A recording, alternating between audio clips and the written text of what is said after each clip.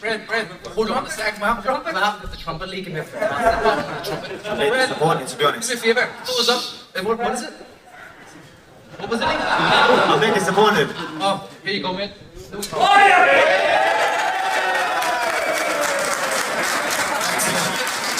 Just predictable, just like boxing. Here you are, you asked for it, you take it. Hey, I asked for these gloves because I wanted to look at them. And I'm just realising they're so big. That's why you're not stopping on them bantamweights. You'll get them up, don't you worry. Welcome everybody, and we just started the live stream there whilst we had the ceremony of Michael Conlan presenting Lee Wood with... Look at all the people rushing to get it. Okay, boy, we'll get that. It's from Lee Wood, so no Indians can thank him. Before we start, the customary welcome for everybody ahead of this massive fight, March 12th, live on the Zone from Nottingham Arena. Ticket sales through the absolute roof so far. This is going to be almost an instant 9,000 sellout for the WBA World Featherweight title. We've flown over from sunny London today. Firstly, I want to welcome everybody on the table, ladies and gentlemen. Firstly, a young trainer that has made huge waves in the sport. One of the top trainers in the world right now, ladies and gentlemen, Ben Davison in the place. Works hard, leave him alone. The reigning and defending WBA World Featherweight Champion, Nottingham's very own Lee Wood.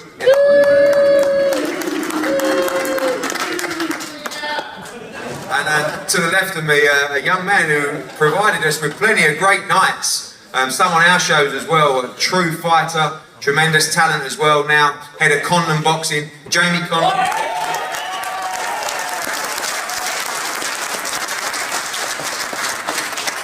And of course, one of your proud sons, a tremendous amateur now, an unbeaten pro, ready to make his first challenge for his world title, March 12th in Nottingham. Ladies and gentlemen, Michael Conlan.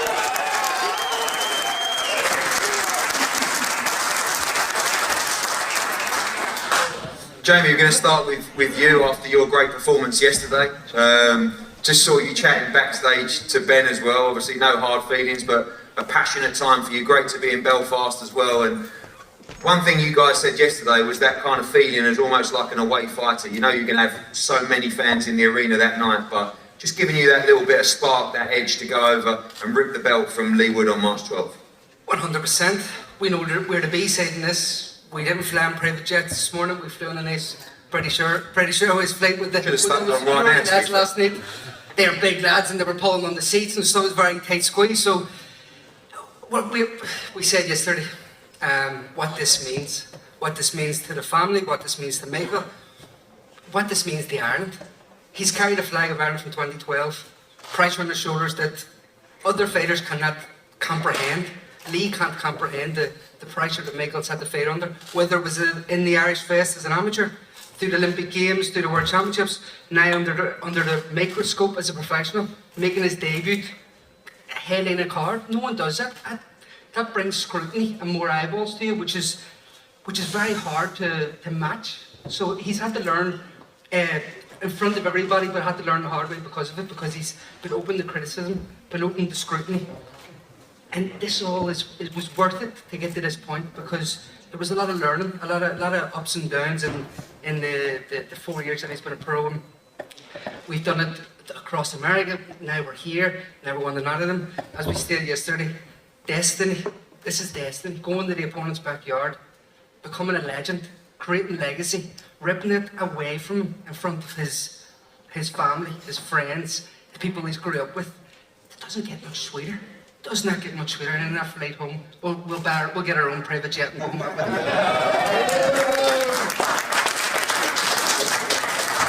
it. You'll probably have a better one than the one we come over.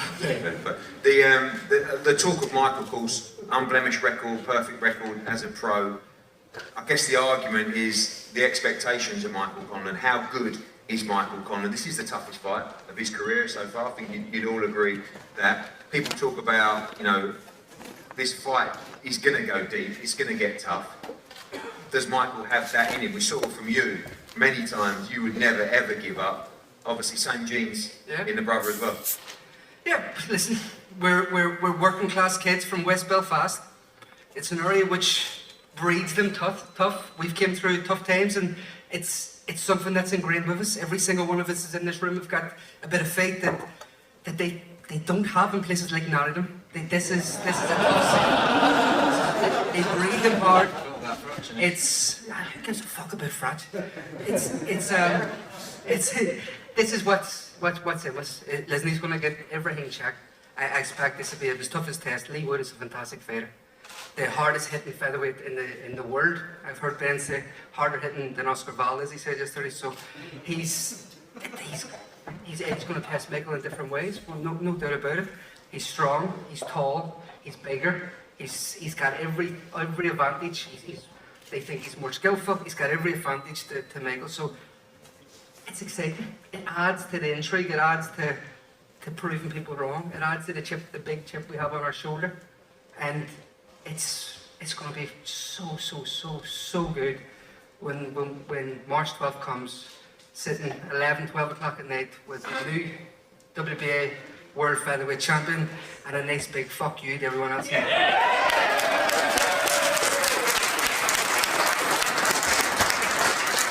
finally, before I come back to you in a bit, your comments to Ben yesterday, is that a little bit of mind games? Is that, you're trying to doubt his belief in his fighter, or? It's truth. I wouldn't say it if it was truth. Everything I say was truth, and I give him an opportunity to own up with it, and he didn't, so he lied, and everything he says from here on in, I don't believe. It's bullshit. So don't get me wrong, I like Ben. We've had dinner together. We get on. I like listening to the stories. This gym is fantastic. He's got a fantastic array of fighters in the stable. He's a very good coach. He doubts himself. I think sometimes his ego gets the better of him, and he has to come out and state things to prove wrongs. But he's a really good coach. He's undefeated. I listened to him saying he's undefeated since 2016. He knows his own record as a coach, which is stateside. And I wouldn't have said it. Listen, I wouldn't come in and make lies over bullshit, because I like them. I like Lee. I like Ben. But everything I stated was true. We also have more proof, but I'm not going to go down. We have screenshots and text messages stating what dates and everything, how his doubts of Lee Wood, let's say, is. Do you believe that Ben Davison believes that Lee Wood will win this fight? No. I believe Ben Davison believes in Lee Wood's power. Do I believe that he believes in anything else? No, he fucking doesn't. He knows. Listen, I've listened to conversations I've heard conversations that he's had with people who I'm friends with and he's friends with, and he's more slating Michael than bigging up Lee. And he's being all respectful at press conferences, but he has said a lot of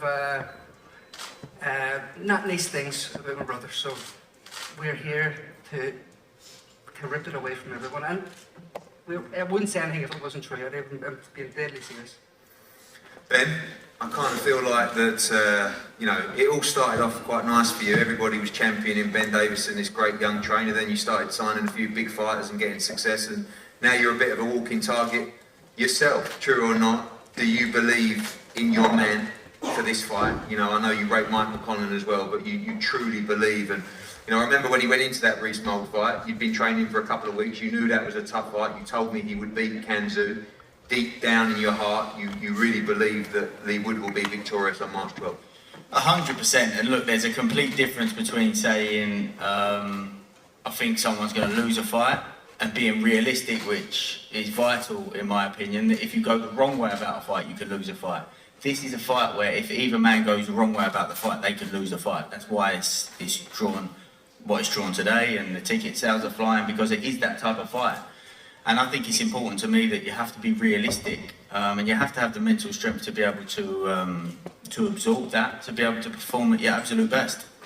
Is this a fight where you have to control your emotions? I mean, for Michael, he's a feisty individual. We know that he loves to at times stand and trade. He's also a smart fighter as well. But for Lee as well, someone that's walking out for the first time in front of 9,000 people, and his fans, Irish fans, it's going to be an incredible atmosphere. Lee's extremely mentally strong. I've worked with other elite fighters, and Lee's got one of the best mindsets going into a fight of all the fighters I've worked with. So, yeah, I believe in Lee and I believe in his mindset, of course.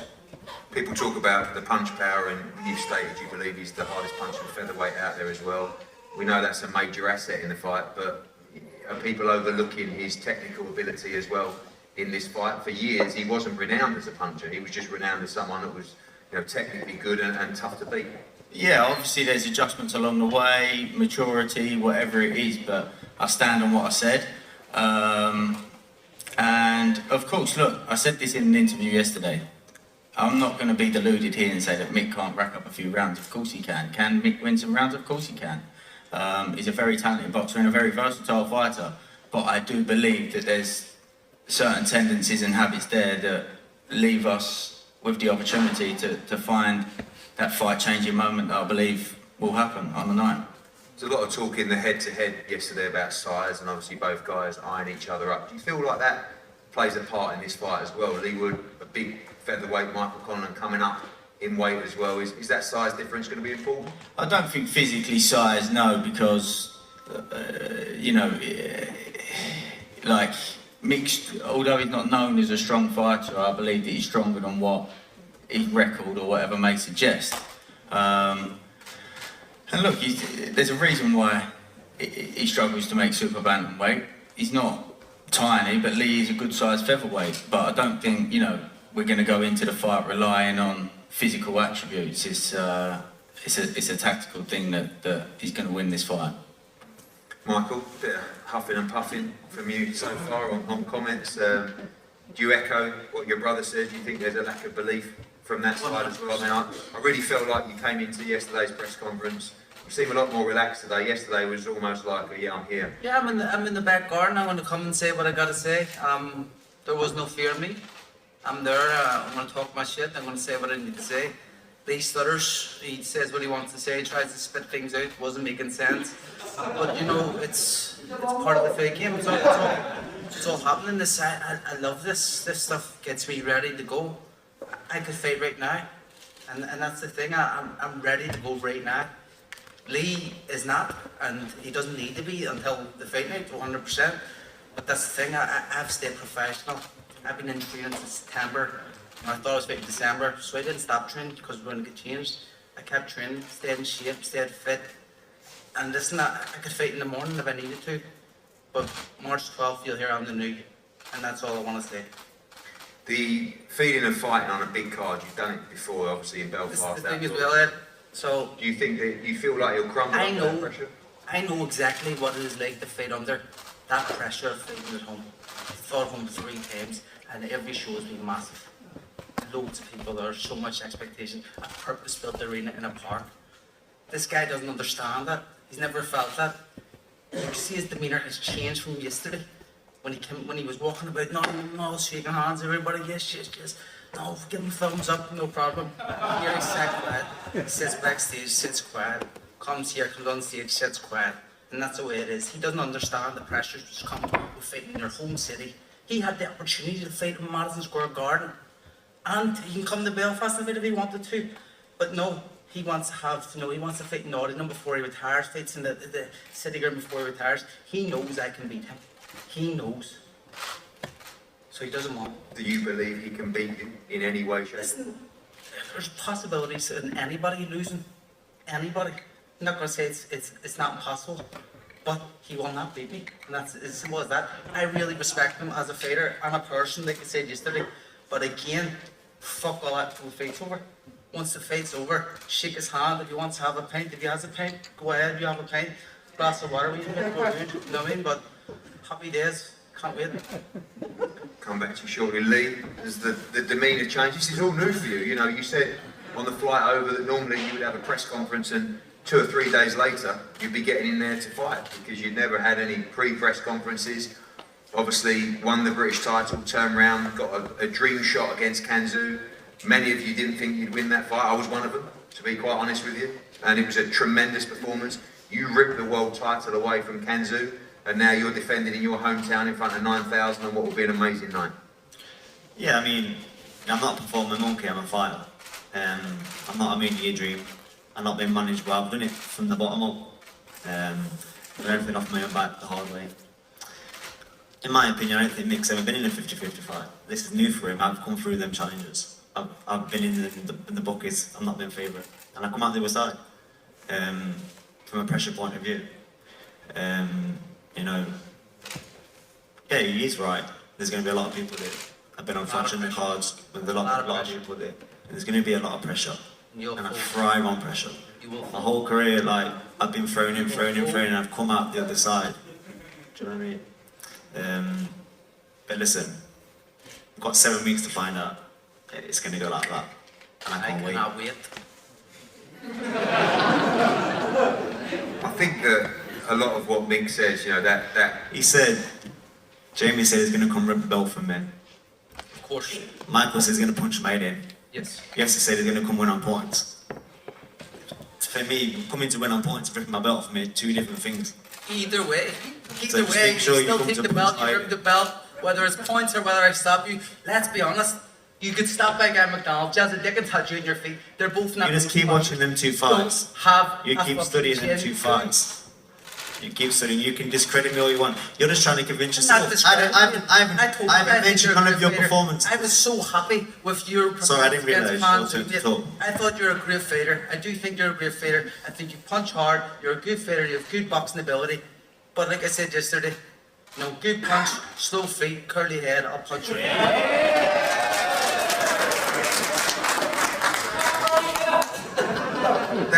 that talk about you folding under pressure, obviously that is the unknown, how you will handle that. It's something you've dreamed of for a long time. Ben talks about how mentally strong you are as well. There is also the argument that you will thrive under that. My greatest assets don't even get talked about one bit. Dedication, my life, and I put my life on hold. Boxing's everything for me, and it always has been since a young age. He's going to look at these defeats, and that's what's going to work in my favour. Everyone looks at that. I actually don't look at your defeats. Maybe look at the. I don't look at your defeats. He's just trying to. I don't look at your defeats. Just mention them. I mentioned them, but I don't look at them. I don't Actually, need to didn't watch the discredit Kevin Michael. McDonald I fight. need to look at his performances. Ben, you had to come. You weren't even meant to come, Ben. You took a day off being the best, hardest working coach in the world to come here. No, you're the hardest coach in the world. Man, was going through Josh Taylor yesterday and he says, I can't come here. Actually, I went out and go worked. and leave. Actually, I went out and worked. Actually, I went out and worked. As I was saying, I don't need to nitpick for his performances. I know what I'm going to do. I know exactly what I need to do. You can analyse all the performances. Gavin McDonald can't punch the skin off Rice Pudding and he punched me in and stopped me. If they want to watch that fight, then they're in for a very hard night. Yeah, I haven't even watched Jazzy Dickens, I was training at Exercise for Less, basically training myself. I had a lot of problems in my life. I had a 7-month-old child that I'd not seen. I had relationship issues, loads of things. I had bronchitis 3 weeks before the fight. But if you want to watch them, discredit them fights, go ahead and watch them. Even the David Oliver Joyce fight, I wasn't even 60% fitness. I wasn't even 60% fit. If he was done, and he was ringside. I could if he shove the was tennis done, ball in your mouth when I put if it he down. was washed, if he was washed at that stage of his career, you meant the young David Oliver Anyway. Joyce would have took you to school. Michael's a great fighter. He's had some really good wins. He's a really big challenge that I know I need to do on fight night, and it's going to make me discredit him. It's going to make my win look even worse. So I just want to say how good a fighter he is, how a great champion he is. He's a great for the public eye, and his massive profile, and all the best on fight night because you're going to need it. Your career, you know, I am still so happy for you, but never thought you would necessarily, with what you've been through, be at a stage where you'd be world champion. Obviously, I paid a lot of money for this fight at Perthbridge because I really wanted to do it. It's such a great fight. You're almost, securing your future for this fight. But 2 weeks after this fight, I know neither of you guys are looking at, but Josh Warrington fights Kiko Martinez. It's a natural unification straight after that. There is so many rewards out there for the winner of this fight. But through this fight, you are putting yourself in a great position. And it's very likely that this fight is going to get extremely, extremely tough. Now, this is a question to both of you. Lee, I'll start with you. How bad do you want it, and how deep are you willing to go in this fight? Because I think the kind of fight it's going to be, you're going to have to go to some dark places. I've been there before. I've been there in fights. I've been there in my career, in my life. To get, like I said, I've not had a promoter. I've not had any kind of anyone steering me in a direction. I've not had my dad taking me to the gym from a young age. I walked in the gym on my own, 10, 11 years old. And it takes a lot to do that, and to get to this point on my own. There's a lot of people. There's a lot of other fighters, I've got coaches and parents and even brothers, boxing families. I've got to go on my own. And I've done it from pure determination, pure grit, resilience, and just refusal to give up. And that's what it's going to take to come through this fight, and that's what I do. Michael, same question to you. As a pro, you haven't really had to dig too deep. Do you expect to have to do that on March 12th? And how much do you want this? I'm ready to go right to the end. Does not matter. This fight means everything to me. Anything else, if this fight doesn't, if I don't win this fight, nothing else matters. This means everything to me. I've taken myself away from my both children. The first time I've seen them in like 3 or 4 weeks now was last night, and it'll be the last time I'll see them for another 7 weeks until after the fight. This means everything to me. This is my life. The only thing I know is boxing. So that's what it means to me, and believe me, March 12th on the new 100%.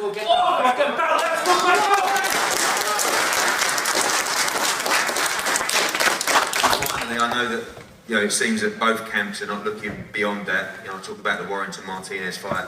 Whatever happens beyond the fight, the winner of this fight will change their life forever and will put them in such a golden position, not just within the featherweight division, but on the world boxing stage. 100%. This is my journey. This is the start of my journey to become the best fighter in the world. Once I win this belt, I'll go on and do whatever I have to do after, but I have to win this belt first before I can even think of that. Jamie, just finally from you, of course, we wrap this up now. We'll see everybody on Fight Week in Nottingham. The world hopefully will look a little bit different by then. We'll be full capacity everywhere, weigh-ins, press conferences, and of course the arena will be packed out as well. Full confidence in your brother, ready for a great camp and a defining moment on March 12th. Confidence comes in preparation. He's been preparing for this moment, as we stated, his whole life. But especially from 2012 when he became to the public eye, let's say, from the Irish